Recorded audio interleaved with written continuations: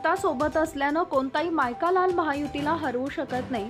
महेंद्र थोरवे यांचा विरोधकांना आवाहन. गावची खबर न्यूजनं घेतलेला वृत्तांत. महायुतीचे उमेदवार महेंद्र थोरवे यांनी खोपोलीत जोरदार शक्ती प्रदर्शन करत प्रचार रॅली काढली होती. त्यानंतर मावळ मतदारसंघाचे खासदार श्रीरंग बारणे यांच्या उपस्थितीत कॉर्नर सभा आयोजित केली होती. या सभेत विरोधकांवर सडकून टीका करताना महायुतीतील राष्ट्रवादी काँग्रेस पक्ष आपल्याशी चुकीच्या पद्धतीनं राजकारण करत असल्याची वरिष्ठांकडे तक्रार केलेली आहे. तसेच महायुतीतील भाजप आरपीआय पक्ष माझ्यासोबत प्रामाणिक आहे.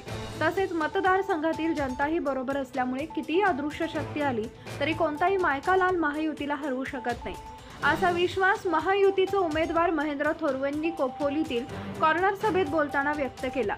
या सभेला मावळ मतदारसंघाचे खासदार श्रीरंग बारणे यांच्या उपस्थितीत होते.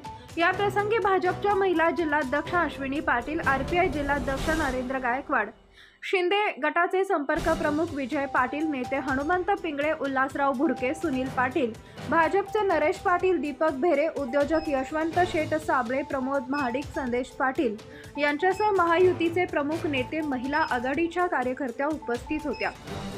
मी पहिल्या टर्मचा आमदार होतो, परंतु निधी आणताना मी कोणतीही कमतरता या मतदारसंघाचा विकास व्हावा यासाठी जेवढा निधी आणता येईल तेवढा निधी या मतदारसंघासाठी आणून विकास केलाय.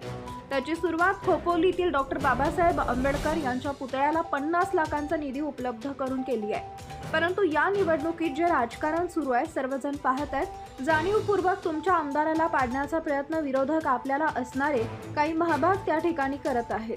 परंतु माझ्याबरोबर महायुतीचे सर्व कार्यकर्ता प्रामाणिकपणे या ठिकाणी उभे आहेत. प्रत्येक जण प्रामाणिकपणे माझ्याबरोबर झटत आहे व माझ्या महिला भगिनी असतील, शिवसेनेच्या रणरागिणी असतील, भाजप आरपीआयचे कार्यकर्ते सुद्धा काम करत असल्यानं विजय निश्चित असल्याचं महेंद्र थोरवेंनी सांगितलंय. साऱ्यांच्या साक्षीनं पुन्हा एकदा कर्जत मतदारसंघावर शिवसेना महायुतीचा भगवा फडकल्याशिवाय राहणार नाही, असा विश्वास थोरवेंनी व्यक्त केलाय.